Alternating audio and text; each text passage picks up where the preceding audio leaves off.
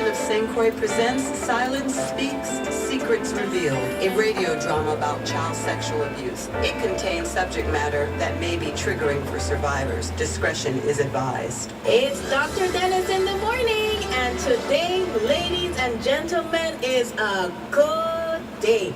I apologize for my run the last time I was on. Thank you all for the support. I can see that this is a community that is waking up. I like to say it is completely woke, but we have so much more to do until every child in the Virgin Islands is safe.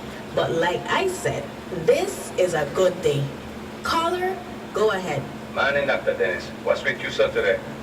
I can't give you the details, but we are working on a conviction.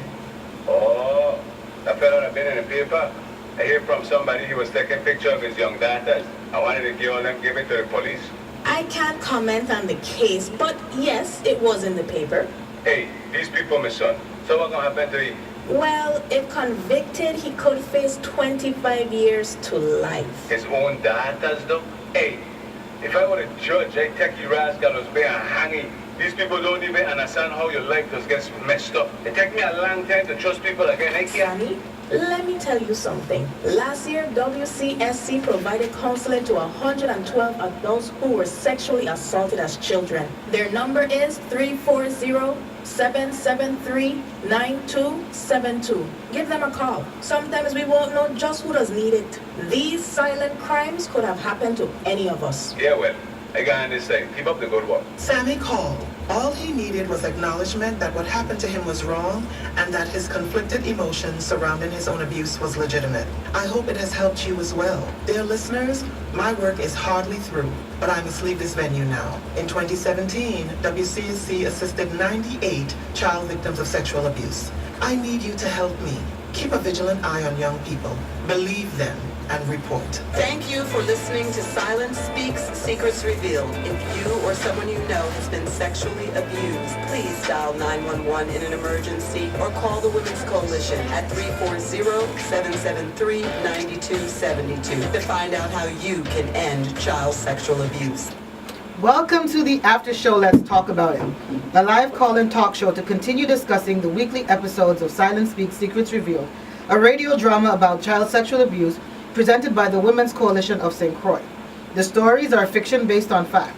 If you would like to send a question or comment, or if you're not comfortable with your voice being on air, or would like to remain anonymous, please send us a private message on Facebook at the m.me/WCSTX.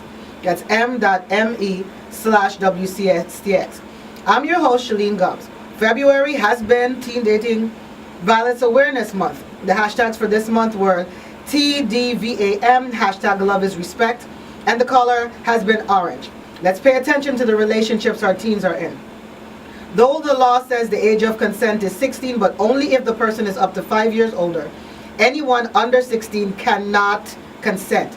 And let's not mix up sex with love or make sex the only basis for our relationships. Today is our last show, and I can't tell you how grateful I am that you have stayed with us on this 6-month journey. To all of you that called in, you have meant the world to more people than you know. Just to let those who have suffered through this epidemic of pain know that you were listening. We have as our guest, as we wrap up our series, our executive director, Clema Lewis. Remember, it's a call-in show. The number is 773-3636. That's 773-FM. Clema, welcome, and thank you so much for being here. Thank you so much. You're welcome. I want to be here. It's all about the Women's Coalition, and just like Shalene, I would like to thank everybody that called in, that asked questions, that made comments, and most of all, those who listen. And I would also like to let all those victims and survivors that's out there listening know that we're here 24/7 because we believe victims. Yes, we do. So we're going to ask some questions of you because Clema's also an expert in this field. She is our director, but she's also a therapist at our office. So she's helped people over the past probably about 40 years. And so we're going to talk a little bit today about Sammy in particular.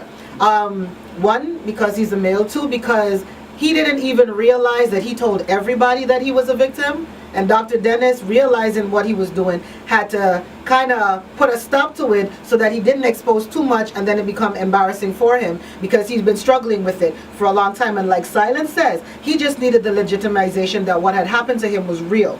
So, Clema, some questions. In what ways can we see the results of childhood victimization showing up in our community on adults? Well, in many ways. One is how women and men treat their own children. Once they become victims, they seem to follow that same pattern. If they haven't unlearned a different behavior, they continue their behavior. We see the behavior in acting out sexually. We see some of the behaviors in all this sexual assault that's taking place with some of these rapists. We see the behaviors when we go out and do presentations and victims walk up to me after the presentation and say, Ms. Lewis, I was a victim and everything you just talked about happened to me. We see it when they come through our office. We see we see it in their workspace. We see it all over. There's no way you could have been a victim as a child and you not see it today unless you got help on your journey. If you didn't help, it comes out in different ways. So when we look at the secrecy of childhood victimizations in adults, what are the most common, and this is an interesting question, because I know you can handle it, especially in how they mask, the masking techniques or the hiding techniques that they use? Well, we know how they mask it. Sometimes they overachievers. They pretend like they know everything, they got this, they the experts when them they self are victims. Sometimes they're so vulnerable and they can't survive, so one of the masks might be pretending they're something that they're not. But the biggest thing I see is in their relationships, and their relationships with their children, and their relationships with their partners, and their relationships on their job, and in their relationships with their families. So no matter how much you think you're masking, it's coming out in different ways. And it's the coming out that worries us the most. It's the coming out that worries us the most because it depends on how they come out. It might come out in a fight. It might come out in name calling. It might come out in cursing. It might come out in sexual acting out behavior with multiple partners because we're looking for love in all the wrong places. It might come out as a rapist who felt because he was raped as a child or she was raped, they have a right now to take advantage of another individual because they were raped. That's when it becomes really harmful for us, when they're acting out this behavior and they're so busy masking it. They might be acting out it in big, powerful positions and we don't know. Like, what's better than me to be a victim and you put me in a position where I can do more harm than help the victims? And that can be in any power positions in our community. It could be in the police department, it could be in human services, it can be in government house, it can be anywhere. And the best mask could be your job. Right, because power and control is the underlying factor. Power is all about power and control, so the more power I have, the more control I have over our community and the individuals. And we know people use their positions. You said it well today earlier when we were talking about how people use their positions to masquerade in something more than they're not. And they play up who they are so they can pretend that what happened to them didn't happen. But there's no way. Sometimes it masquerades in flashbacks. I've been in movies where victims ran out of the movies because something in the movie triggered their victimization. I remember a bank calling me. It was a woman in the bank and she was banking and the rapist came in the bank and she completely freaked out and nobody could understand what was wrong because they didn't understand why is the woman freaking out. She's freaking out because the rapist walked in the bank and nobody told her he was on work release. It's those ways that it comes out. It comes out in the supermarket, it comes out in jobs, it comes out in court when victims cussing and hollering and screaming at people and don't want to hear nothing. That's all a part of the victimization and them acting out what happened because they don't know no other way to get it out. And so you get it out the only way you know how. Right. Which might not be the healthiest way. Which may not be the healthiest ways. Yeah. So how can we as a community help the adults that were child victims to heal? In the episode where Sammy he was triggered to reveal and he didn't even recognize it. So, but how can we help? Like Dr. Dennis kind of stopped him in the middle because I could only imagine what had happened after he had realized that he had said that, you know, what effect that may have had on him. So how can we help? Well, the first thing we can do is believe victims. We do not believe victims in our community. with all the recent cases in the newspaper, because you know I'm going to say that, all the stuff that's on TV, all the media play, I'm never hearing people say, let's believe the victims. Let's take care of them. They need support. They need justice. They need intervention. And they need counseling assistance. And the community could help first by believing them. Second, by getting assistance for them, supporting them, provide assistance to agencies like ours and others who provide services to victims and get them out of that situation. We don't help our family members when we tell them just to keep your mouth closed. That's a family member. I don't want them to go to jail. Most of all, I don't want people to know our business. Because we love to say, I don't want people to know what's going on in my house. But there's no way it's going on in your house and it's not going to spill out on the street. So the first help is to believe them. The second help is get a professional to help them. But you got to let them know you're going to be with them and you're going to support them. Because if you do not, they're going to grow up into Sammys and other adult individuals that are going to just spill out and they don't have help. They got to get help. There's no way around it. I don't know if you saw, I was watching R. Kelly last night and they had one of the victims speaking at the red table. And she said all these things that happened to her with R. Kelly. And I love when Jada said, well, have you got any counseling? And she stopped a minute and she said, no, I'm just listening to other women and trying to help other women. But that's all well and good, but that's not healing you. You helping other people is not your healing. You got to go inside and heal inside before you can help other people. Because what you're telling them or your support might not be in their best interest. So what works for me, Shalene, might not work for you. Right. And if you don't have that expertise, how you going to know? Right. So we need to be clear about that as well. All right. So remember, the number is 773-3636. Right, Troy? Right. Okay. I was having a flashback. So, you know, and to what Clema was saying, that the masking thing that we were talking about earlier, you said I think is one of our people's culture across the board is the greatest masking tool. What happens at home stays at home. So we just learn to act like if nothing happened, and that's our greatest masking technique in somebody's calling. So let's take this phone call. Hi, welcome to Silence Speaks. Thank you for calling.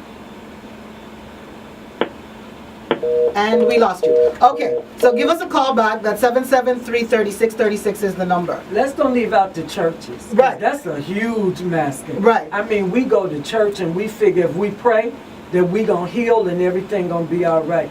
Praying is not going to heal your sexual abuse. It might help you to feel better for the moment and feel like you're in touch with God, but you really need to get to a therapist and work on that sexual abuse or that domestic violence or that incest or whatever's taking place.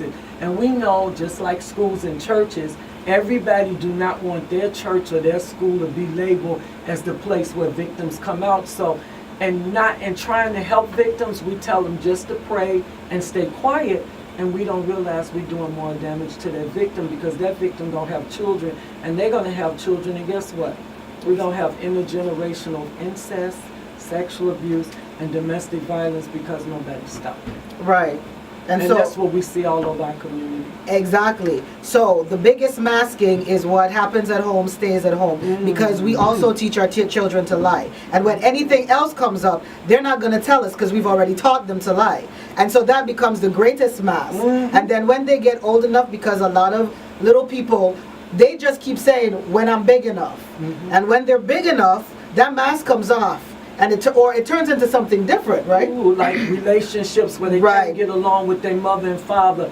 They have these love and hate relationships. I mean, I had a man in my office the other day, and it was so sad. It's a young man. Yes, we see male victims. Be real clear, audience. And this was a young man in my office, maybe late 30s and 40s. He was there in parenting class for child abuse. And in the conversation, what he said to me, he broke down and said, I don't know why I'm being forced to come to parenting.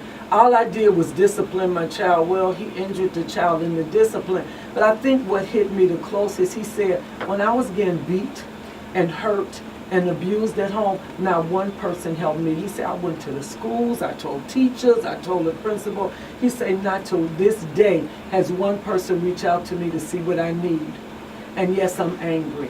And he started crying. Mhm. He said, but you want to now take me, who love my daughters, get them everything in the world, and lock me up. But nobody addressed what happened to me when I was a child. And a lot of that also got to do with male and female roles, because Right. in our community, we think boys can't be abused, we think they can't be molested, we think it's all only girls that's being right. molested. And we've had several cases recently where babies were being molested by Right. babysitters, older men taking advantage of younger boys. So we have to be aware of molestation coming out ages, sexes, size, backgrounds. I don't care how rich, how poor, what color, what island, what state. Sexual abuse don't discriminate. At all. And that's what people need to understand. Yeah. Nobody is immune. Nobody. I wish, I wish we could deal with everything else the way sexual, if we could just always have no discrimination on every level like sexual assault does, if we could do it on the good side and not just on the bad side, it would be really, really great. That's a good point. So, this is a very loaded question. How do you think that adults who are child victims affect the justice system? Because they become jurors, right? Remember, it's a jury of our peers. So how does that turn out when it comes to the conviction of perpetrators of sexual assault? Because of child sexual assault especially. Like, we've been to court. I've been to court. I used to be the court advocate before.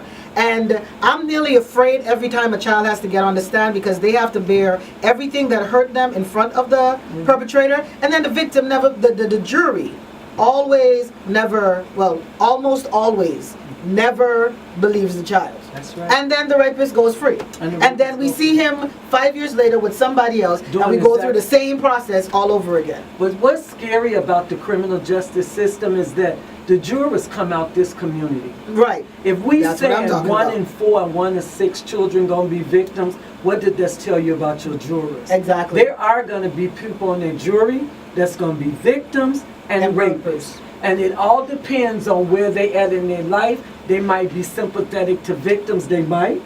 Or they might be sympathetic to perpetrators, or they might be angry because of what happened to them and they didn't get a chance to expose it. So that's a big part. I'm also concerned about the prosecutors and the defense attorneys that have a role in it, the marshals, the judges. Ain't nobody immune from being victimization. So when we go in that courtroom and we look at the jury and we look at the people, we don't know what perspective they're coming from. I do know, however, that the system doesn't work for victims. Right. I do know victims don't have a voice, and I do know I can say with clarity and strength, there's no justice for victims. Right. That's real clear. I'm real clear about that. And I know a lot of dynamics take place because I've heard jurors say she was too fast, look how she dressed, where was her mama? I mean, why was she out? They were Why making does she look excuses. like that? Even when she's Why was 13. she with him? Even when she's 13. Yes. Even when she, well, I had one case where the little girl was 5 jumping up on the bed and she was molested by a church bus driver. And his response was, if she hadn't been jumping up and showing her panties, I wouldn't have never touched her. She was 5 years old. Right. But the jurors didn't seem to faze them. So when I watch them dynamics, it really scares me. Because I've been pulled up in the court and said, you need to put your victim clothes in check. I'm like, oh really? So I need to dress the victim a certain way when they come to court? They can't be who they are?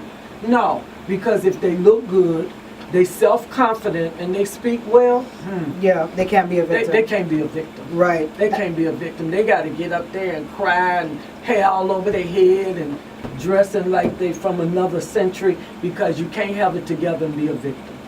Not in our system. Right. And guess who the worst jurors? Well, Hey, you don't know why you started me on the judge. I just because this is the last week, and that's why you're here today. This is the last time we're talking about this, and if we're going to move forward, we have got to call it as it is. Thank you.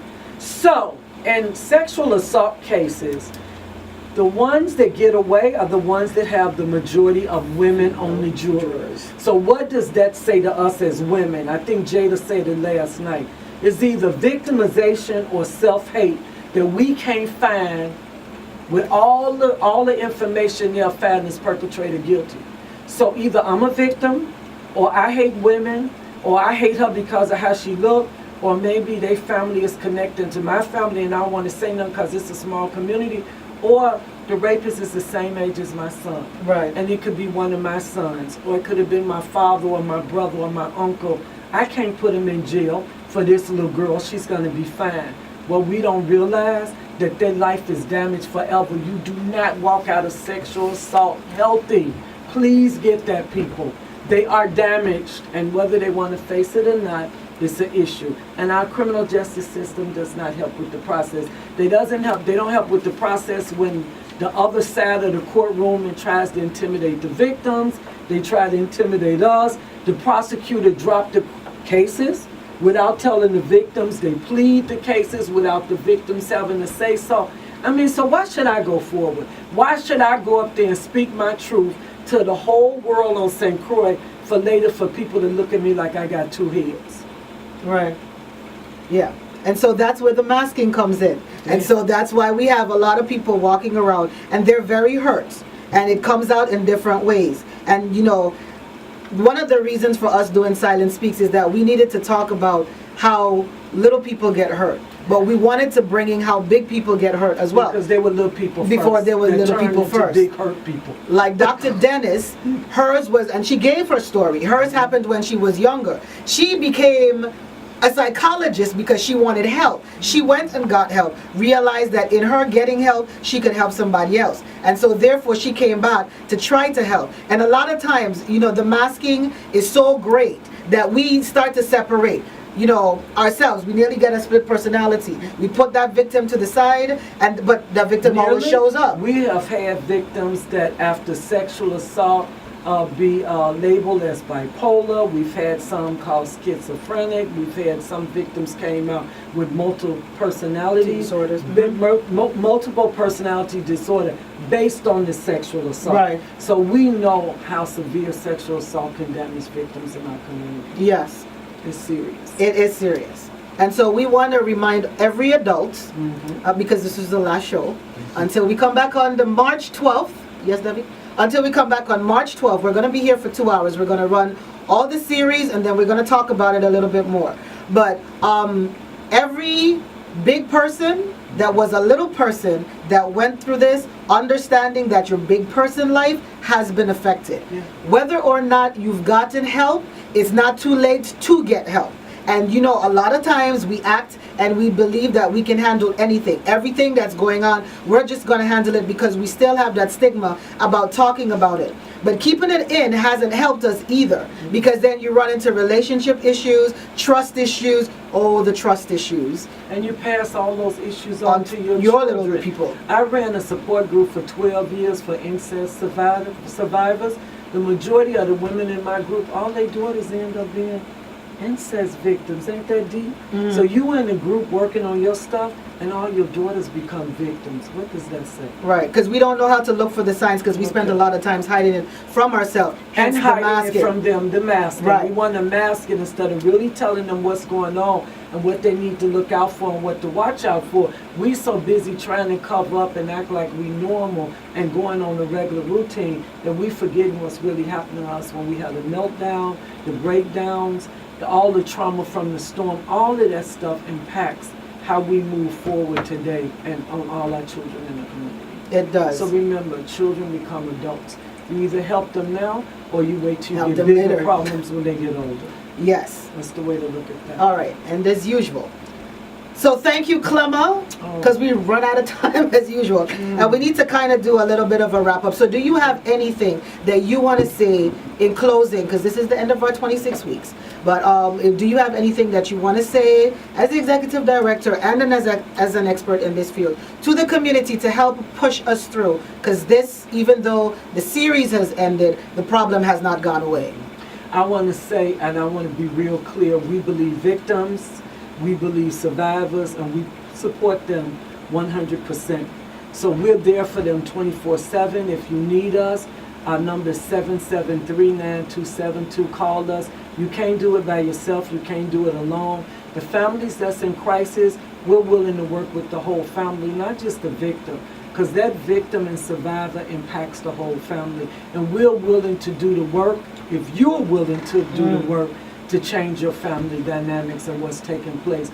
I want to thank everybody. I want to thank all of my staff, who've been here every single week for 6 months. Shalene, Debbie, Carolyn, and LaVon. We couldn't have had this program without them, and from my heart, thank you all so much, because it took a lot for y'all to be dedicated and doing this for 6 months, and I know there's some people out there that appreciate it. So thank you. Thank Al 95 and all the stations with them that have supported us. We want to thank everybody that's been through this journey. But like Shalene said, this journey is never over. The coalition is in 38 years, and we're not over. We will continue the conversation, we will continue to struggle, and we will continue to do what we need to do to save the little people so they don't become hurt big people. So thank everybody for being there for us. Thank you. Carolyn, I need you to come say something because this is our last show. And Debbie, you're going to have to come say something as well because this is our last show. Von's not here today, but I know that she wanted to tell everybody what she usually says, which is say something and believe.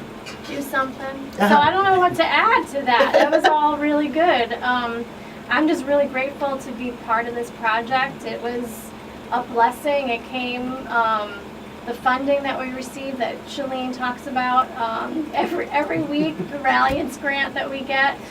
Just really grateful for that. Grateful that we were the first organization in the territory to receive such a grant. I'm proud of that. Yes. And I'm proud of the work. And I think it's going to continue. I think that Silence Speaks, Secrets Revealed has a life past this. Yes, it does. We will continue to air those episodes and post it on our website, post it on SoundCloud, so it'll be available. And who knows what we have in the future? Maybe we have a live play or something else that can come out of it. But we'll keep on fighting this fight, and we'll continue to be there for victims and survivors. All right. So thanks. So, and we need to, Saba, could you go get the iPad so that you can Debbie? Because Debbie, who you all don't see, but is our communication person. I mean, she's been on, and she's spoken to us before, but you know, this is our last show, so we need to do our wrap up before we run out of time. Though Troy's been awesome, and if y'all don't know, Troy really is awesome. Thank you, Troy. So, hi everybody. So now that silence has spoken and the secrets have been revealed, it is up to all of us to continue that conversation, to continue with the action, and to believe these children and these adults and get them the help that they need, as Clema and Shalene and Carolyn have said. So I'm depending on you. I'm asking you to help us help you. That means you got to make those phone calls. That means you have to believe that child. That means that those mandatory reporters have to mandatorily report. Yes. And, you know, as Shalene says, it takes a healthy village, right? That's what we really want. So if we really want a healthy village, we have to do that work to become that healthy village. So thank you guys, thank the listeners, thank the writers, thank the sound production team, thank the universe for making this possible.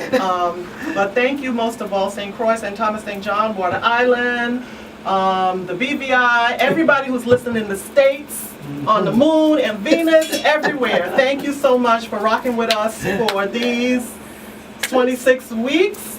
Trinidad, big up to all my cities out there. Thank you. I lost my mind for a minute. Sorry. So, thank you so much for tuning in to Silence Speak, Secrets Reveal, and the after show. Let's talk about it. This program was funded by a grant from Reliance, a collaborative initiative to end sexual violence in one generation, made possible through a commitment from the National Football League.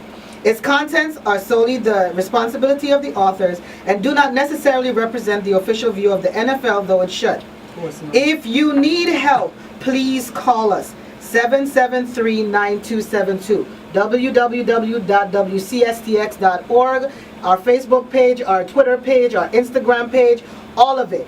However, you've been doing it, continue to do it. And when we are in leaving, I'd like to say something, do something.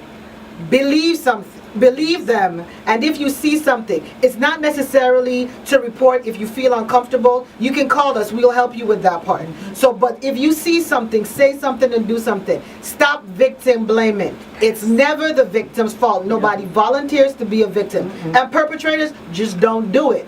Don't And take do it. responsibility for it. Get help.